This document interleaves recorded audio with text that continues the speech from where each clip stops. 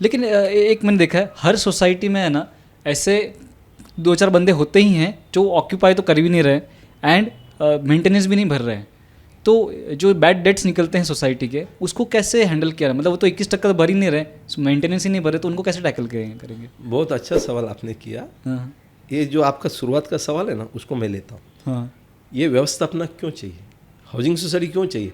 इसके लिए चाहिए ताकि जो आदमी कायदा कानून का इम्प्लीमेंटेशन नहीं करता है या उसको एग्री नहीं करता है, तो उसके ऊपर कार्रवाई तो होना चाहिए। करेक्ट। तो यदि एक कायदे के अंदर आप रजिस्टर्ड हो तो फिर कायदा का आपको सपोर्ट मिलेगा, उसका व्यवस्थापन का सपोर्ट मिलेगा, मशीनरी का सपोर्ट मिलेगा। उसी तरह से यदि कोऑपरेटिव हाउसिंग सोसाइटी है आपका, जो कोऑपरेटिव डिपार्टमेंट में रजिस्टर होता है, Correct. और एक मेंबर आपको मेंटेनेंस नहीं भरता है, आप रजिस्ट्रार के पास उसका खिलाफ एक्शन ले सकते हो। रजिस्ट्रार उसके ऊपर एक्शन लेगा। एक्शन मतलब रिकवरी सर्टिफिकेट देगा। ओके। रिकवरी सर्टिफिकेट देने के बाद उसको तुरंत पेमेंट करना है, 1 महीना 2 महीना 3 महीने में भरना है। ओके। यदि नहीं भरता है, उधर स्पेशल रिकवरी ऑफिसर अपॉइंट होता है जो उस फ्लैट को ऑक्शन करता है। ओके। अटैचमेंट होता है, जैसे कि बैंक वाला अपना फ्लैट कैसे अटैच करता है, सेम वैसे ही सोसाइटी को यदि मेंटेनेंस देता नहीं है, उसका फ्लैट अटैच करके बेच के पूरा मेंटेनेंस ले सकते हैं और वो बेघर हो जाता है। लेकिन कितना टाइम मिनिमम डिफॉल्ट होना चाहिए, उसके लिए हम लोग वो कंप्लेन कर सकते हैं? बिल्कुल सही है, 3 महीना। बस 3 महीने ही? 3 महीने 3 महीने के मेंटेनेंस नहीं भरता है, क्योंकि आप देखो, आपने ही बताया जो आदमी मेंटेनेंस नहीं भरता है तो फिर कैसा चलेगा सोसाइटी? नहीं, समझ लो 3 महीने के लिए आउट ऑफ इंडिया चले गए हम लोग, तो ऐसा तो कोई भी मुझे ये कर देगा ना मेरे खिलाफ। हम क्या बोल रहे हैं कि कोऑपरेटिव सोसाइटी, कोऑपरेटिव सोसाइटी में डिफॉल्टर कब माना जाता है? डिफॉल्टर 3 महीने में। एक बार डिफॉल्टर हो गया तो उसके ऊपर कार्रवाई करने का जो निर्णय है वो तो सोसाइटी करेगी, मैनेजिंग कमेटी। नॉर्मली खर्चा बहुत होता है और अपना मेंबर है, उसको कोऑपरेट करना है। करेक्ट। तो उनको पहला नोटिस देते हैं, 2 नोटिस देते हैं, उनको भाईचारा करते हैं और लगा कि 2, 4, 5 लाख हो गया, अभी ज़्यादा हो गया तो 50,000 रुपये वकील को दे दो, ये 10 लाख रुपए अभी तक हो गया, 10 साल से नहीं भर रहा है, अभी इसका फ्लैट ऑक्शन करना ही पड़ेगा। करेक्ट। तब वो भरता है। सो जो ऑक्शन करते हैं और जो वो फ्लैट खरीदता है, then he becomes the member of the society, owner of the society. Same तरीका है। तो इसके लिए लोगों को मेंटेनेंस न देना कोई भी कारण से गलत है। मान लो मेरा घर में लीकेज है, सोसाइटी को मैं बोलता हूँ भाई रिपेयर करो, और मैं रिपेयर नहीं करता तो मैं मेंटेनेंस नहीं दूंगा, ये गलत है। रिपेयरिंग नहीं होना ये एक सोसाइटी का दायित्व है, नहीं किया उसने, ठीक है, बराबर, बट मेंटेनेंस देना आपका ड्यूटी है ना। करेक्ट। क्योंकि आप दूसरा भी सुविधा ले रहे हो ना, लीकेज नहीं हुआ, उसको रिपेयरिंग नहीं हुआ, उसके ऊपर आप एक्शन ले लो ना। हाँ, आप म्यूनसिपालिटी में जाओ, कंप्लेंट करो, बट आप भी कायदा हाथ में लेंगे तो आपको नुकसानदायक है। कैसा नुकसान? आप मेंटेनेंस नहीं भरा, उसके ऊपर इंटरेस्ट तो लगेगा 21%। आपने 2 साल नहीं भरा तो 2 साल मेंटेनेंस तो जाएगा, और वो आदमी आपका रिपेयरिंग भी नहीं करेगा। करेक्ट। मतलब अभी तो वाद विवाद हो गया। तो आप जो आपका लीकेज है वो तो 2 साल से आप सफर ही कर रहे हो, और ऊपर से आप मेंटेनेंस नहीं भरा, उसके ऊपर 21% ब्याज भी जा रहे हैं, फिर आप नहीं भरा तो उसका ऑक्शन भी हो जाएगा।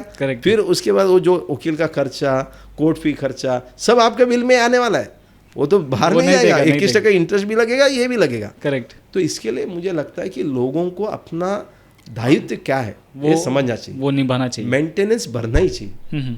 मैं कभी भी ये, मेरे पास बहुत सारे लोग आते हैं, बोलते हैं हम मेंटेनेंस रोके क्या? मैं बोला ये गलती मत करना, ये गलती नहीं करना।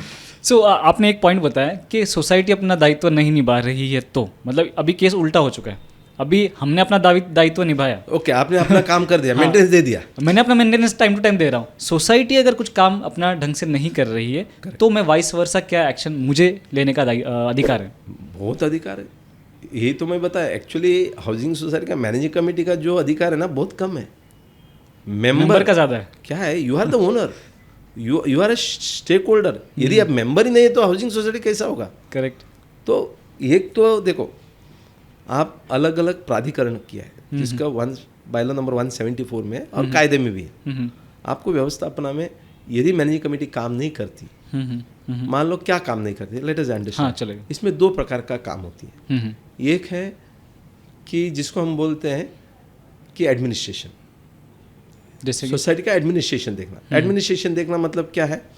आपको साल में एक बार जनरल बॉडी लेना, बजट बनाना, बिल इशू करना, अकाउंट्स रखना, ऑडिट करके लेना, बराबर, रजिस्ट्रार को रिटर्न भरना, 5 साल में एक बार इलेक्शन करना, ओके, रेगुलर बिल इशू करना, मतलब ये सब आपका एडमिनिस्ट्रेशन है ना। करेक्ट society करेक्ट का। करेक्ट। यदि आप ये नहीं करते हो, कॉम्प्लाइज नहीं करते हो, तो आप रजिस्ट्रार के पास जा सकते हो as a member, as a member of the society. अकेले भी जा सकता हूँ? बिल्कुल अकेला, कोई प्रॉब्लम नहीं।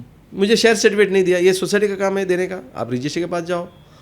जनरल बॉडी करना चाहिए था, उन्होंने 30 साल खत्म हो जाता है, 6 महीने के अंदर आपको जनरल बॉडी करना है। बराबर। आपने जनरल बॉडी नहीं किया, 5 साल में एक बार इलेक्शन करना है, आपने इलेक्शन नहीं किया, इलेक्शन ऑफिसर अपॉइंट नहीं किया, 10 साल से आप ही चला रहे हो, आपका मनमानी चल रहा है ना। करेक्ट। तो आपने मेंबरशिप के लिए एप्लीकेशन डाला, शेयर सर्टिफिकेट ट्रांसफर करके देना है, आपने नहीं दिया। मुझे हाउसिंग लोन लेना है, हाउसिंग लोन के लिए आप एनओसी नहीं दे रहे हो। मेरा घर में रिपेयरिंग करना है, आप सिक्योरिटी गार्ड को आने को नहीं दे रहे हो, मतलब मेरा लेबरर को नहीं आने दे रहे हो। करेक्ट। तो पार्किंग का व्यवस्था नहीं दे। ये जो एडमिनिस्ट्रेशन को लेके जो इश्यूज है ना, ये बायलॉस में लिखा है कि you can go to the registrar. Okay, understood. दूसरा आता है, आप निर्णय गलत लेते हो। गलत निर्णय एज ए मैनेजिंग कमेटी कई बार इन लोग निर्णय भी गलत लेते हैं, जिसको हम बोलते हैं कि the business of the society is not done the way it is required to be done. जिस तरह से उसका निर्णय लेना चाहिए वो नहीं लेते। फॉर एग्जाम्पल, हाँ एग्जाम्पल प्लीज। एग्जाम्पल में ऐसा है कि मैंने आप ही भाई भी बताया आपको कि हाउसिंग सोसाइटी का आपको मेंटेनेंस जो सर्विस चार्ज है कैसे लेना चाहिए, इक्वल लेना चाहिए। इक्वल, सर्विस चार्ज तो इक्वल लेना चाहिए। करेक्ट। रिपेयर एंड मेंटेनेंस आप स्क्वायर फुट में ले लो। Correct, understood. But general body में जाते हैं, छोटे वाले ज़्यादा है, मान लो 100 फ्लैट में से 80 फ्लैट छोटे वाले का है, बराबर, और बड़े बड़े फ्लैट जो है 3 बेड वाले का 20 तक का ही है। हम बराबर। अभी जनरल बॉडी में मेजोरिटी कौन आएगा, मैनेजिंग कमेटी कौन आएगा, छोटा फ्लैट आएगा। अभी वो मैनेजिंग कमेटी और जनरल बॉडी निर्णय लेती है मेजोरिटी में कि हम क्या करेंगे, अभी we will go and do it as per the square foot. हम इक्वल नहीं करेंगे। जो सर्विस चार्ज है वो भी आप स्क्वायर फुट के हिसाब से, क्योंकि अप्रूव हो जाएगा, क्योंकि कोरम मिल रहा है हमको, कोरम मिल रहा है, मेजोरिटी है। Correct. तो ये कायदा का खिलाफ है, बायलॉस का खिलाफ है, गवर्नमेंट का जीआर का खिलाफ है, हाई कोर्ट का ऑर्डर का खिलाफ है। अच्छा। ये जो निर्णय है गलत हुआ है अभी। बराबर। अभी इसका एविडेंस लॉयर करना, ये करना रजिस्ट्रार का काम नहीं है, रजिस्ट्रार नहीं कर सकता है। इसके लिए आपको किधर जाना पड़ेगा, कोऑपरेटिव कोर्ट में।